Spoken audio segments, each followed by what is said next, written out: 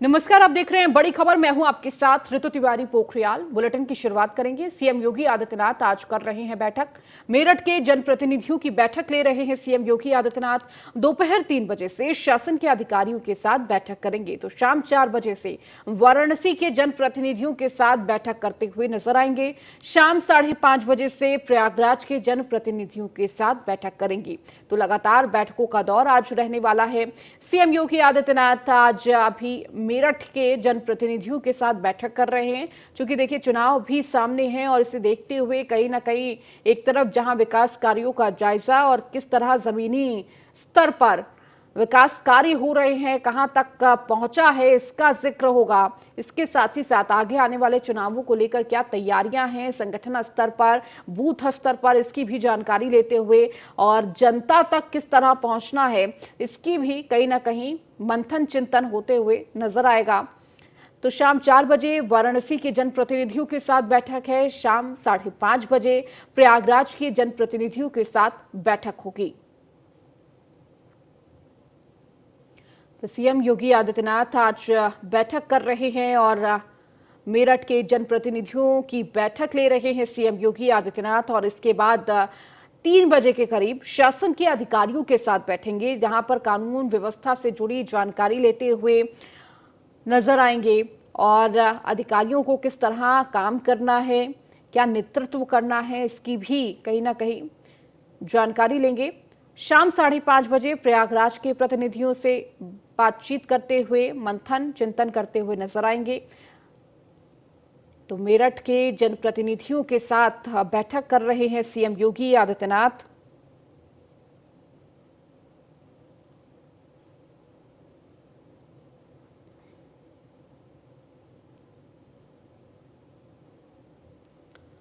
चार बजे के करीब वाराणसी के जनप्रतिनिधियों के साथ संवाद करेंगे।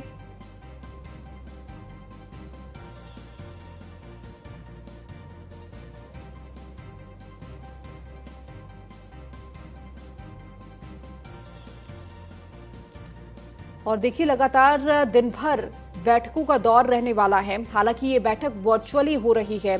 वर्चुअली जनप्रतिनिधि जुड़कर तमाम समीक्षा करते हुए सीएम योगी आदित्यनाथ नजर आ रहे हैं।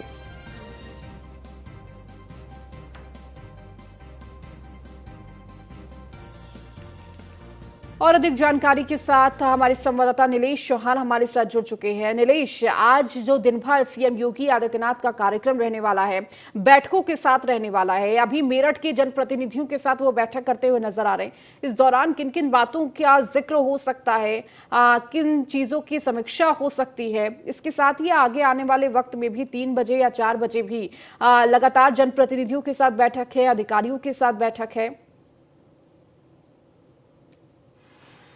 देखिए, बिल्कुल आपको बता दूं कि उत्तर प्रदेश के मुख्यमंत्री योगी आदित्यनाथ आज एक के बाद एक कई बैठकों में शामिल होंगे। मुख्यमंत्री योगी आदित्यनाथ की अध्यक्षता में होने वाली बैठकें उत्तर प्रदेश के विकास कार्यों को लेकर की जाएंगी। मुख्यमंत्री योगी आदित्यनाथ ने सबसे पहली जो बैठक है वो मेरठ मंडल के जो जनप्रतिनिधि हैं उनके साथ 5 कालीदास पे की है, जहां पर सुबह 9:30 बजे ये बैठक शुरू हुई है। बैठक में उत्तर प्रदेश के तमाम बिंदुओं पर चर्चा की गई है। खासतौर पर उत्तर प्रदेश में होने वाले इन्वेस्टर समिट की बात कर लें हम, या फिर G20 सम्मेलन को लेकर बात कर लें, इस पर विशेष रूप से बातचीत की गई है। उसके अलावा दोपहर 3 बजे मुख्यमंत्री योगी आदित्यनाथ उत्तर प्रदेश शासन के अधिकारियों के साथ बैठक करेंगे, क्योंकि शासन के अधिकारियों के साथ बैठक करना इसलिए भी जरूरी है क्योंकि उत्तर प्रदेश को पहली बार ये बड़ा आयोजन करने का मौका मिला है। G20 समिट उत्तर प्रदेश में होनी है, जिसकी मेजबानी उत्तर प्रदेश सरकार कर रही है। उत्तर प्रदेश में तमाम आयोजन हो रहे हैं, उसको लेकर मुख्यमंत्री योगी आदित्यनाथ अधिकारियों के साथ समीक्षा बैठक करेंगे। और G20 समिट की बात हो या फिर इन्वेस्टर समिट की बात हो, उन तमाम चीजों को लेकर अधिकारियों के साथ चर्चा करेंगे। उसके अलावा अगर हम बात करें प्रयागराज मंडल की, वाराणसी मंडल की, तो वहां के भी जनप्रतिनिधियों के साथ मुख्यमंत्री योगी आदित्यनाथ 5 कालीदास आवास पर ही ये बैठकें करेंगे। कहीं ना कहीं मुख्यमंत्री योगी आदित्यनाथ का प्रयास रहा है कि उत्तर प्रदेश में बड़े पैमाने पर जो बड़े आयोजन हो रहे हैं उसमें कोई चूक ना हो, और जो मेजबान उत्तर प्रदेश में आने वाले हैं उनको बेहतर जो है सुविधाएं मुहैया कराई जाए। उत्तर प्रदेश का जो बदलता हुआ स्वरूप है वो उनके सामने प्रस्तुत किया जाए। उन तमाम चीजों को लेकर जनप्रतिनिधियों के साथ भी बैठकें होनी है। कहीं ना कहीं कहीं अगर हम बात करें उत्तर प्रदेश में जिस तरीके से इन्वेस्टर समिट को लेकर तैयारियां हो रही हैं, G20 सम्मेलन को लेकर तैयारियां हो रही हैं, प्रदेश के हर जनपद में छोटे छोटे आयोजन किए जाएंगे जिसकी जिम्मेदारी जो है पर्यावरण और उसके अलावा जो है पर्यटन विभाग को दी गई है कि वो उत्तर प्रदेश के समस्त जनपदों में जो आयोजन होने हैं उनकी तैयारियां करें और अच्छा आयोजन कराएं। तो उन तमाम महत्वपूर्ण बिंदुओं को लेकर मुख्यमंत्री एक के बाद एक कई बैठकों में शामिल होंगे और साथ ही साथ जब शासन के अधिकारियों के साथ बैठकें होंगी तो उसमें भी महत्वपूर्ण निर्णय लिए जाएंगे। अब से कुछ देर बाद जब बैठकों का दौर शुरू होगा, हालांकि सुबह 9:30 बजे से ही मेरठ मंडल के जो जनप्रतिनिधि हैं उनके साथ बैठक चल रही है। उसके अलावा दोपहर 3 बजे जो उत्तर प्रदेश शासन के अधिकारी हैं उनके साथ बैठक होगी। 4 बजे प्रयागराज मंडल के जो जनप्रतिनिधि हैं उनके साथ बैठक होगी। 5:30 बजे वाराणसी मंडल के जो जनप्रतिनिधि हैं उनके साथ बैठक होगी। तो कहीं ना कहीं उत्तर प्रदेश की जो व्यवस्था है उस पर चर्चा की जाएगी। साथ ही साथ उत्तर प्रदेश सरकार की जो योजनाएं उत्तर प्रदेश में जनता के लिए लागू की गई हैं उनको उनकी स्थितियां क्या है, क्या धरातल पर वो काम कर रही हैं। केंद्र सरकार की जो योजनाएं उत्तर प्रदेश में चलाई जा रही हैं, उत्तर प्रदेश की कनेक्टिविटी को लेकर बात होगी। साथ ही साथ बड़े आयोजनों को लेकर बात होगी। खासतौर पर अगर हम लखनऊ की बात करें, प्रयागराज की बात कर लें, वाराणसी की बात कर लें या फिर नोएडा गाजियाबाद की बात कर लें, उन तमाम जिलों की समीक्षा बैठक इसलिए अभी जब ठीक है नीलेश, बहुत शुक्रिया इन तमाम जानकारियों को साझा करने के लिए। खबरों में आगे बढ़ेंगे। रन फॉर G20 वॉकथन को सीएम योगी ने हरी झंडी दिखाई। लखनऊ में सीएम योगी ने दिखाई हरी झंडी। नोएडा, आगरा से भी रन फॉर G20 की शुरुआत हुई है। तो करीब 9 बजे रन फॉर G20 वॉकथन को हरी झंडी दिखाकर रवाना किया गया। प्रदेश के मुखिया ने हरी झंडी दिखाकर इस वॉकथॉन को रवाना किया। इस दौरान डिप्टी सीएम ब्रजेश पाठक भी मौजूद रहे और ये तस्वीरें उस वक्त की जब इस कार्यक्रम का आयोजन किया गया था और मंच से हरी झंडी दिखाकर इस पूरे रन फॉर G20 वॉकथॉन के लिए रवाना किया। तो नोएडा, आगरा से भी रन फॉर G20 की शुरुआत हुई है।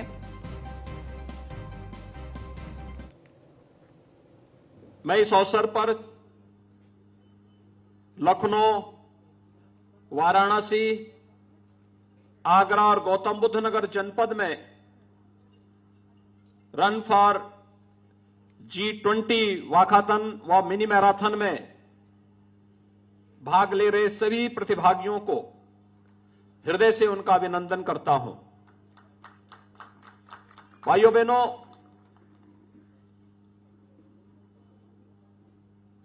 देश अपनी आजादी का अमृत महोत्सव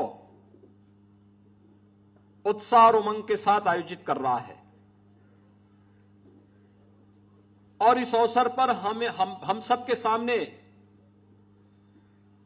अनेक उपलब्धियां भी प्राप्त होती हुई दिखाई दे रही हैं। आज दुनिया इस बात के लिए मान रही है कि वैश्विक संकट के इस दौर में भारत और प्रधानमंत्री मोदी जी एकमात्र ऐसा यशस्वी नेतृत्व है जो दुनिया को इस वैश्विक संकट से उभार करके भारत की उस पवित्र भावना को आम जनमानस के कल्याण के लिए लगा सकता है जो कभी भारतीय मनीषा ने सोचा था। भारतीय मनीषा की सोच थी, कभी हमने ये नहीं कहा कि ये मेरा है, ये तेरा है। हमने तो इस बात को माना था कि यह सोचना तो एक बहुत छोटी सोच होती है। हमने तो हमेशा इस बात को माना कि अयम निज परोवेति गणना लघु चेतसाम उदार चरिता नाम तो सुधेव कुटुंबकम। पूरी दुनिया को एक परिवार के रूप में मानने की जो भारत की सनातन सोच रही है, उस सनातन सोच को उजागर करने का एक अवसर भारत के पास आया है। जब G20 की अध्यक्षता, G20 दुनिया के वे 20 बड़े देश हैं जहां पर दुनिया की 60% से अधिक आबादी निवास कर रही है। दुनिया के 75% से अधिक ट्रेड पर चीन का अधिकार है।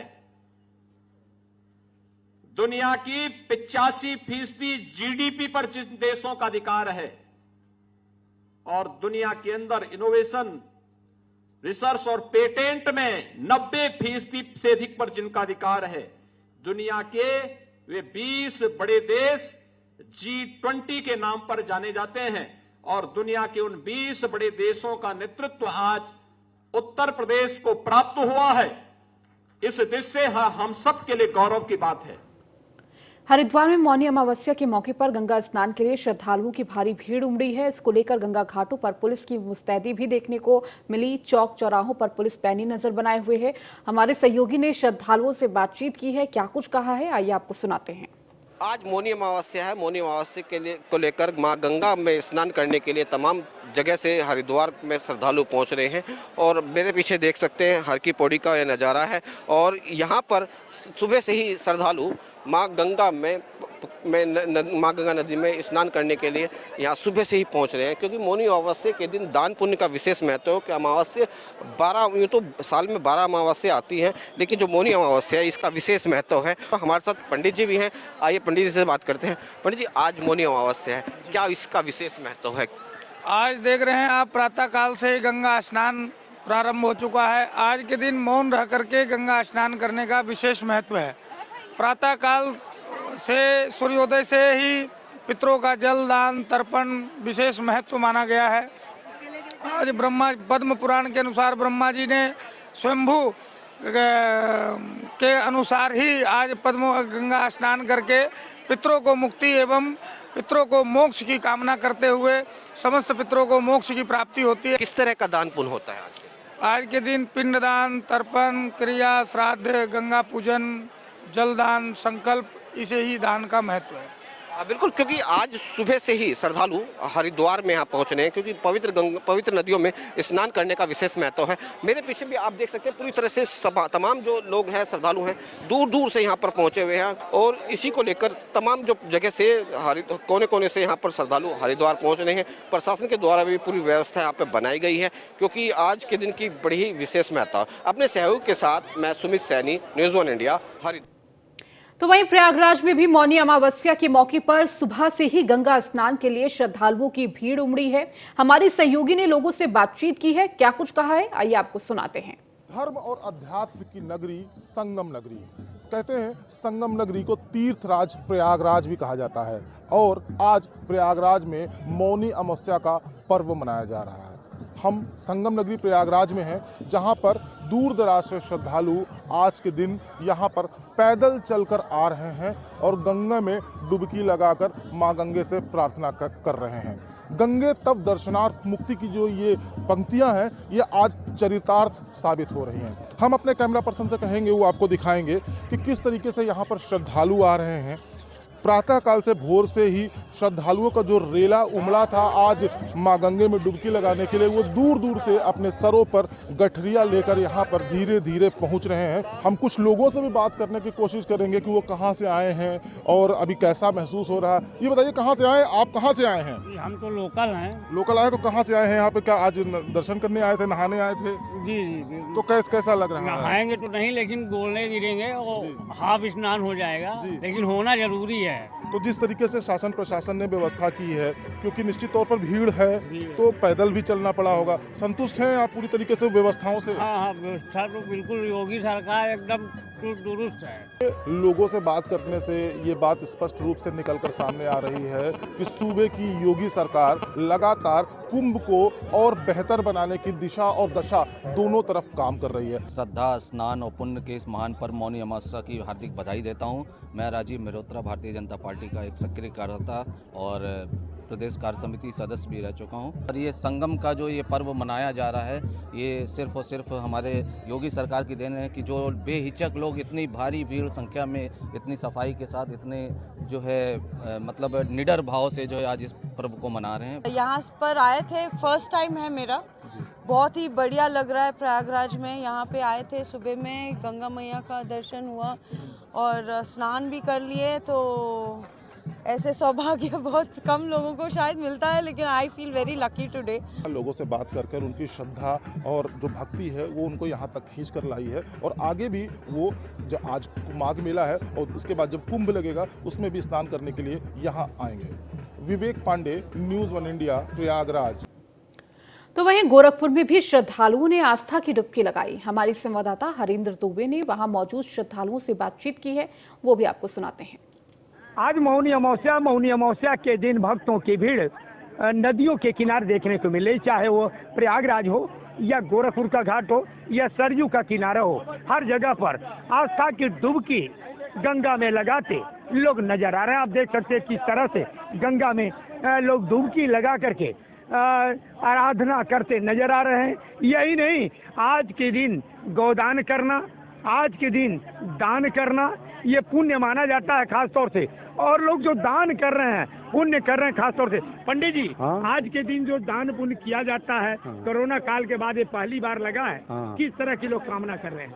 अब वही कामना कर रहे हैं, प्रभु से प्रार्थना कर रहे हैं, गंगा मैया से प्रार्थना कर रहे हैं, हमारे सब बाल बच्चे आनंद से रहें, कोई रोग दोष न इनकी आने पावे, इनकी रोग दोष से मुक्ति। हाँ, रोग दोष से। अभी आपने देखा कि पंडित जी का कहना है कि जो लोग आज स्नान करने के बाद गौदान करने आ रहे हैं या दान कर रहे हैं, उनका मानना है कि 2 साल जिस तरह से कोरोना काल के भयंकर बीमारी की चपेट में समाज पड़ा रहा, हम यही कामना करते हैं कि समाज स्वस्थ रहे, कोरोना जैसी बीमारी हमसे दूर रहे, और खास तौर से सुख समृद्धि की कामना करते हुए आज लोग आस्था के डुबकी लगाते नजर आ रहे हैं। Harendra Dubey, news 1 India, Gorakhpur. और अब खबर बरेली से है, जहां पर मेडिकल स्टोर में घुसी अनियंत्रित कार की चपेट में आने से बुजुर्ग घायल, बाल बाल बचा मेडिकल स्टोर का स्टाफ। नशे में बताया जा रहा है कार चालक। पुलिस ने 3 युवकों को गिरफ्तार किया है। कार में सवार थे 3 युवक। कार से शराब की बोतलें की बरामद। मिशन अस्पताल के पास ये घटना हुई है।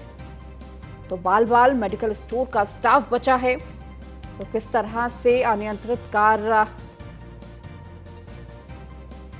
स्टोर में घुसी, नशे में बताया जा रहा था कार चालक। पुलिस ने 3 युवकों को गिरफ्तार किया है। इस दौरान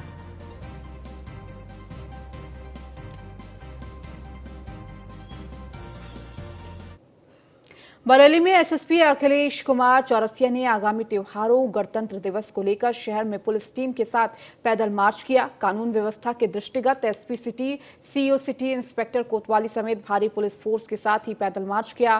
फिलहाल पैदल गश्त के दौरान व्यक्तियों से जनसंवाद भी किया गया। बताया जा रहा है कि यातायात नियमों का पालन करने की लोगों से अपील की गई। आपको बताते चले कि 26 जनवरी के दृष्टिगत यह अलर्ट है, संदिग्ध पर नजर रखी जा रही है। तो पुलिस फोर्स के साथ एसएसपी ने पैदल मार्च निकाला। चूंकि देखिए 26 जनवरी सामने है और इसको देखते हुए लगातार अलर्ट मोड पर प्रशासन है और जगह जगह गश्त करते हुए नजर आ रहे हैं। और किसी भी संदिग्ध व्यक्ति पर शक होने पर उससे पूछताछ भी की जा रही है। तो लगातार हर आने जाने वालों पर नजर रखी जा रही है। इसके साथ ही व्यापारियों से और आम जनता से संवाद करते हुए भी नजर आ रहे हैं। तो बरेली की यह तस्वीर। बुलंदशहर में वरिष्ठ पुलिस अधीक्षक के आदेशानुसार थाना नरौर पुलिस द्वारा गणतंत्र दिवस पर सुरक्षा व्यवस्था के दृष्टिगत नरौरा के होटल, बस स्टैंड और मुख्य चौराहों पर विशेष सघन चेकिंग अभियान चलाया गया। एटॉमिक पावर प्लांट होने की वजह से बुलंदशहर के नरौरा को अति संवेदनशील माना जाता है।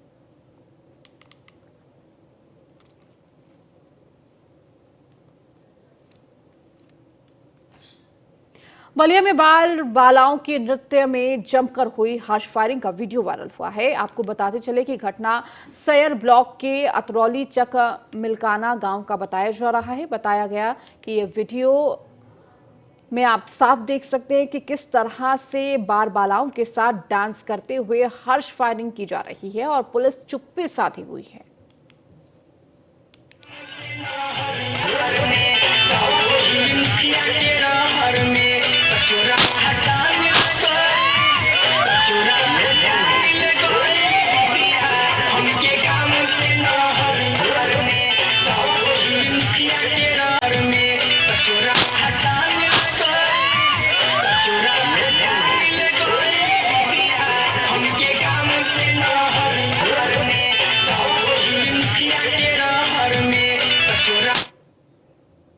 मिर्जापुर दीवानी न्यायालय परिसर में अपर जिला सत्र न्यायाधीश के चैम्बर में गाउन पहनते समय लाइसेंसी रिवॉल्वर गिरने से चली गोली। ये जज तलवीर सिंह घायल हो गए। मंडलीय अस्पताल में ऑपरेशन के बाद गोली निकाल ली गई है।